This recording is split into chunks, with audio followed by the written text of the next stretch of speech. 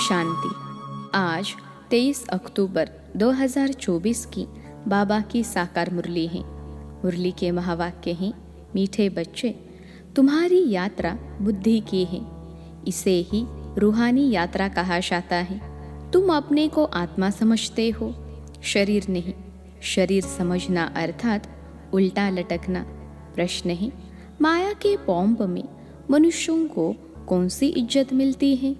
उत्तर है, आसुरी इज्जत।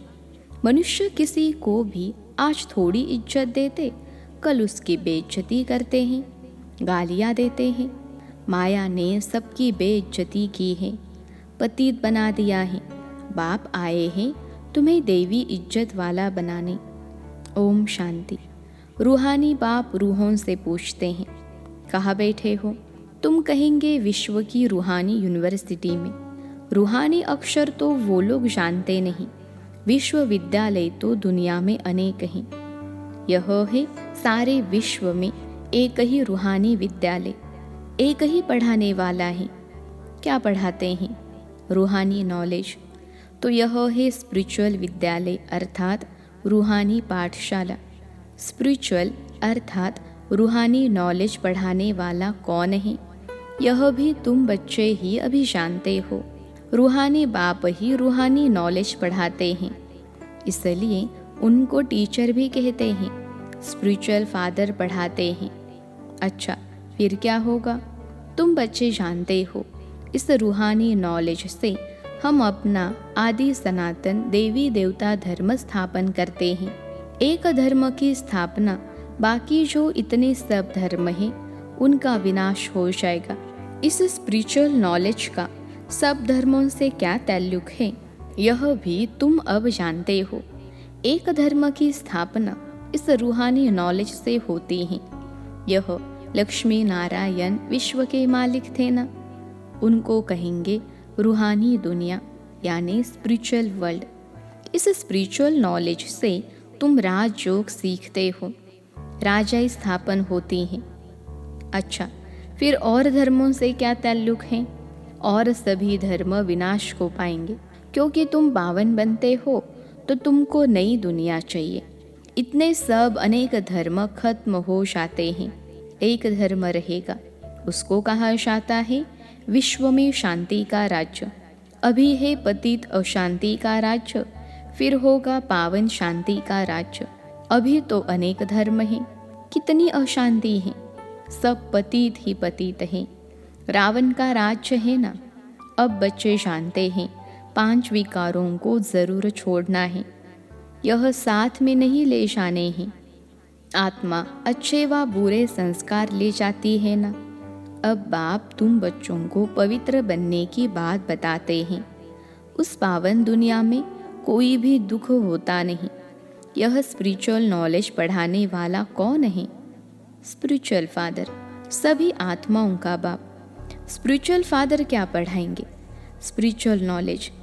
इसमें कोई भी किताब आदि की दरकार नहीं, सिर्फ अपने को आत्मा समझ बाप को याद करना है, पावन बनना है। बाप को याद करते करते अंतमति सोगति हो जाएगी। यह है याद की यात्रा। यात्रा अक्षर अच्छा है, वह है जिस्मानी यात्रा, यह है रूहानी। उसमें तो पैदल जाना पड़ता है, हाथ पाँव चलाते हैं। इसमें कुछ नहीं, सिर्फ याद करना है। भल कहाँ भी घूमो फिरो, उठो बैठो, अपने को आत्मा समझ बाप को याद करो। डिफिकल्ट बात नहीं है, सिर्फ याद करना है। यह तो रियलिटी है ना। आगे तुम उल्टे चल रहे थे, अपने को आत्मा के बदले शरीर समझना, इसको कहा जाता है उल्टा लटकना। अपने को आत्मा समझना, यह ही सुलटा। अल्लाह जब आते हैं तब आकर पावन बनाते हैं। अल्लाह की पावन दुनिया है, रावण की पतित दुनिया है। देह अभिमान में सभी उल्टे हो गए हैं। अब एक ही बार देही अभिमानी बनना है। तो तुम अल्लाह के बच्चे हो, अल्लाह हो नहीं कहेंगे। अंगुली से हमेशा ऊपर की तरफ इशारा करते हैं तो सिद्ध होता है अल्लाह वह है। तो यहाँ ज़रूर दूसरी चीज़ है। हम उस अल्लाह बाप का बच्चा हूँ, हम भाई भाई हैं। अल्लाह हूँ कहने से फिर उल्टा हो जाएगा कि हम सब बाप हैं, परंतु नहीं, बाप एक हैं, उनको याद करना है।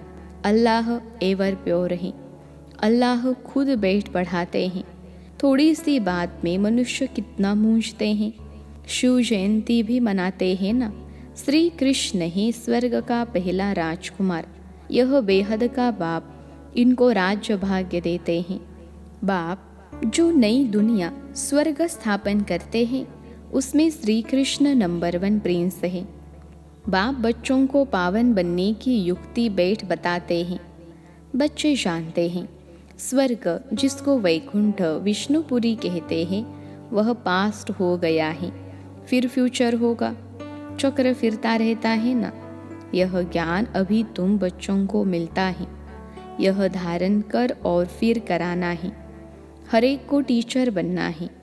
ऐसे भी नहीं कि टीचर बनने से लक्ष्मी नारायण बनेंगे। नहीं, टीचर बनने से तुम प्रजा बनाएंगे। जितना बहुतों का कल्याण करेंगे, उतना ऊंच पद पाएंगे। स्मृति रहेगी। बाप कहते हैं, ट्रेन में आते हो तो भी बैच पर समझो। बाप पतित पावन लिबरेटर हैं, पावन बनाने वाला है। बहुतों को याद करना पड़ता है। जानवर, हाथी, घोड़े आदि कच्छ मच्छ को भी अवतार कह देते हैं।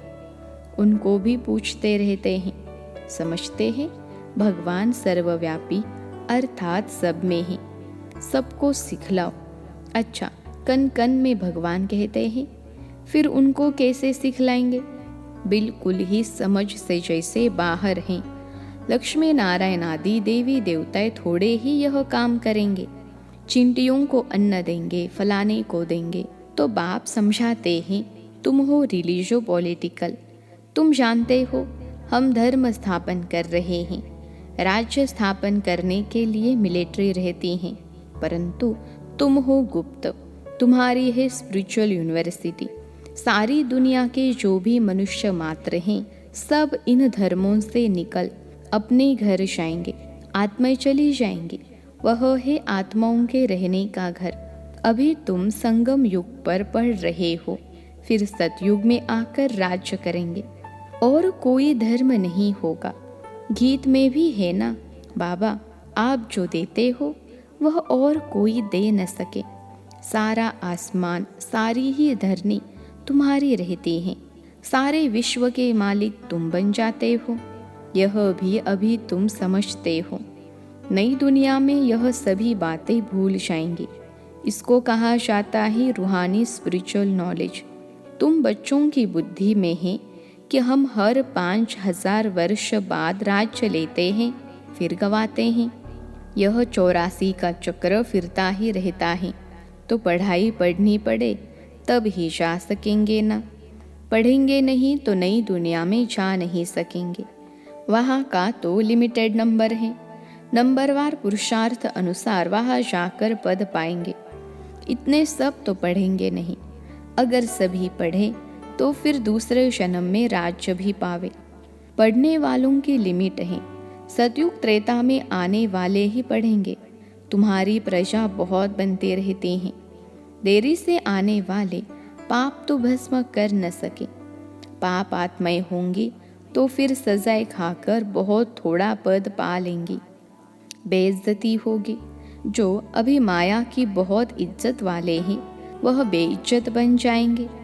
यह है ईश्वरीय इज्जत, वह है आसुरी इज्जत। ईश्वरीय अथवा देवी इज्जत और आसुरी इज्जत में रात दिन का फर्क है। हम आसुरी इज्जत वाले थे, अब फिर देवी इज्जत वाले बनते हैं। आसुरी इज्जत से बिल्कुल बेघर बन जाते हो। यह है कांटों की दुनिया। तो बेइज्जती हुई ना, फिर कितनी इज्जत वाले बनते हो। यथा राजा रानी तथा प्रजा। बेहद का बाप तुम्हारी इज्जत बहुत ऊंच बनाते हैं, तो इतना पुरुषार्थ भी करना है। सब कहते हैं हम अपनी इज्जत ऐसी बनावे, अर्थात नर से नारायण, नारी से लक्ष्मी बन जावे। इनसे ऊंच इज्जत कोई की है नहीं। कथा भी नर से नारायण बनने की ही सुनाते हैं। अमर कथा तीजरी की कथा यह एक ही है। यह कथा अभी ही तुम सुनते हो। तुम बच्चे विश्व के मालिक थे, फिर 84 जन्म लेते नीचे उतरते आए हो। फिर पहला नंबर का जन्म होगा। पहले नंबर जन्म में तुम बहुत ऊंच पद पाते हो। राम इज्जत वाला बनाते हैं, रावण बेइज्जतवान बना देते हैं। इस नॉलेज से ही तुम मुक्ति, जीवन मुक्ति को पाते हो। आधा कल्प रावण का नाम ही नहीं रहता है। यह बातें अभी तुम बच्चों की बुद्धि में आती हैं, सो भी नंबरवार।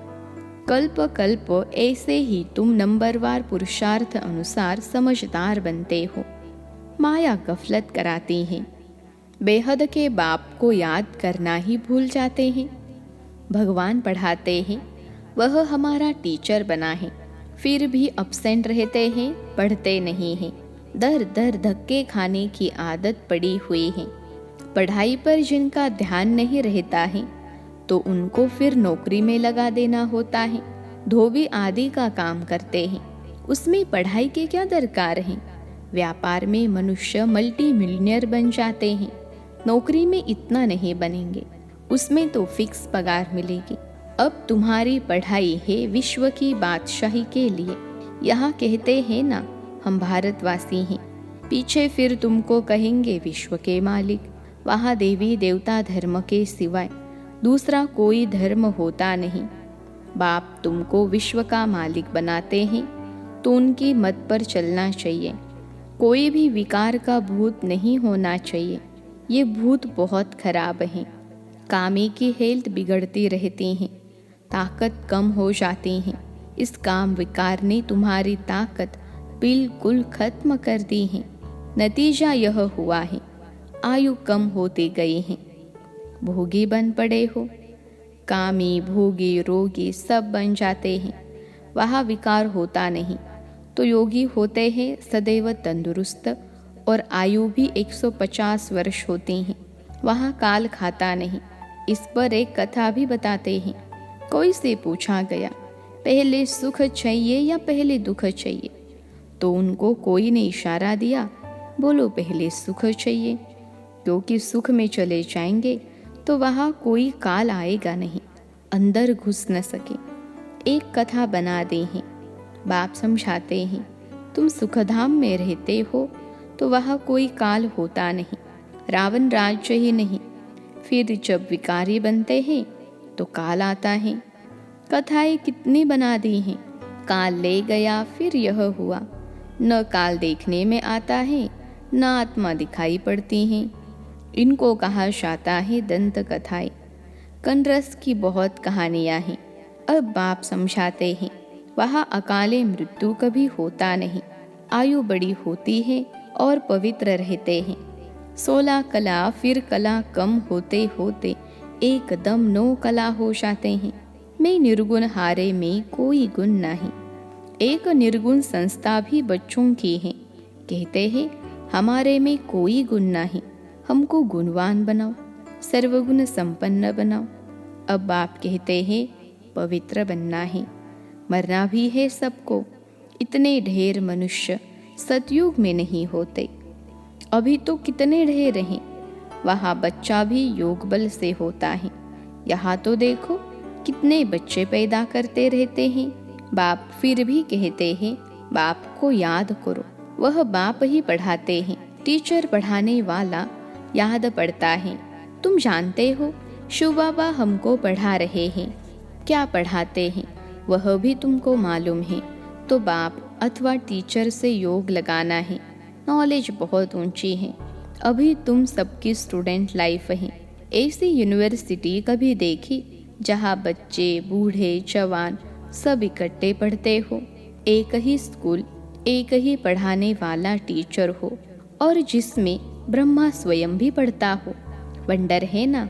शिव बाबा तुमको पढ़ाते हैं, यह ब्रह्मा भी सुनते हैं। बच्चा चाहे बूढ़ा कोई भी पढ़ सकते हैं। तुम भी पढ़ते हो ना यह नॉलेज। अब पढ़ाना शुरू कर दिया है। दिन प्रतिदिन टाइम कम होता चला जाता है। अभी तुम बेहद में चले गए हो। जानते हो यह 5000 वर्ष का चक्र कैसे पास हुआ? पहले एक धर्म था, अभी कितने ढेर धर्म हैं। अभी सॉवरेंटी नहीं कहेंगे, इनको कहा जाता है प्रजा का प्रजा पर राज्य। पहले पहले बहुत पावरफुल धर्म था, सारे विश्व के मालिक थे। अभी अधर्मी बन पड़े हैं, कोई धर्म नहीं, सब में 5 विकार हैं। बेहद का बाप कहते हैं, बच्चों अब धैर्य धरो, बाकी थोड़ा समय तुम इस रावण राज्य में हो। अच्छी रीति पढ़ेंगे तो फिर सुखधाम में चले जाएंगे। यह है दुख धाम। तुम अपने शांति धाम और सुख धाम को याद करो, इस दुख धाम को भूलते जाओ। आत्माओं का बाप डायरेक्शन देते हैं। हे रूहानी बच्चे, रूहानी बच्चों ने इन ऑर्गन्स द्वारा सुना। तुम आत्माएं जब सतयुग में सतो प्रधान थी तो तुम्हारा शरीर भी फर्स्ट क्लास सतो प्रधान था। तुम बड़े धनवान थे, फिर पुनर्जन्म लेते लेते क्या बन गए हो? रात दिन का फर्क है। दिन में हम स्वर्ग में थे, रात में हम नरक में हैं। इनको कहा जाता है ब्रह्मा का सुब्राह्मणों का दिन और रात। 63 जन्म धक्के खाते रहते हैं। अंधियारी रात है ना, भटकते रहते हैं। भगवान कोई को मिलता ही नहीं। इसको कहा जाता है भूल भुलैया का खेल। तो बाप तुम बच्चों को सारी सृष्टि के आदि मध्य अंत का समाचार सुनाते हैं। अच्छा, मीठे मीठे सिखलते बच्चों प्रति माता पिता बाप दादा का याद प्यार और गुड मॉर्निंग। रूहानी बाप की रूहानी बच्चों को नमस्ते। हम रूहानी बच्चों की सिखलते रूहानी माता पिता बाप दादा को याद प्यार, गुड मॉर्निंग और नमस्ते बाबा नमस्ते। धारणा के लिए मुख्य सार। पहली पॉइंट है, दर दर धक्के खाने की आदत छोड़। भगवान की पढ़ाई ध्यान से पढ़नी है, कभी अपसेंट नहीं होना है। बाप समान टीचर भी ज़रूर बनना है, पढ़कर फिर पढ़ाना है।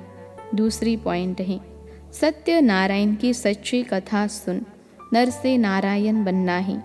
ऐसा इज्जतवान स्वयं को स्वयं ही बनाना है। कभी भूतों के वशीभूत हो, इज्जत गंवानी नहीं है। आज का वरदान है, संबंध और प्राप्तियों की स्मृति द्वारा सदा खुशी में रहने वाले सहज योगी भव। संबंध और प्राप्तियों की स्मृति द्वारा सदा खुशी में रहने वाले सहज योगी भव। विश्लेषण है, सहज योग का आधार है संबंध और प्राप्ति। संबंध के आधार पर प्यार पैदा होता है और जहाँ प्राप्तियाँ होती हैं वहाँ मन बुद्धि सहज ही जाता है। तो संबंध में मेरेपन के अधिकार से याद करो, दिल से कहो मेरा बाबा। और बाप द्वारा जो शक्तियों का, ज्ञान का, गुणों का, सुख शांति आनंद प्रेम का खजाना मिला है, उसे स्मृति में इमर्ज करो। इससे अपार खुशी रहेगी और सहज योगी भी बन जाएंगे। आज का स्लोगन है, देह भान से मुक्त बनो तो दूसरे सब बंधन स्वतः खत्म हो जाएंगे। देह भान से मुक्त बनो तो दूसरे सब बंधन स्वतः खत्म हो जाएंगे। अच्छा, ओम शांति।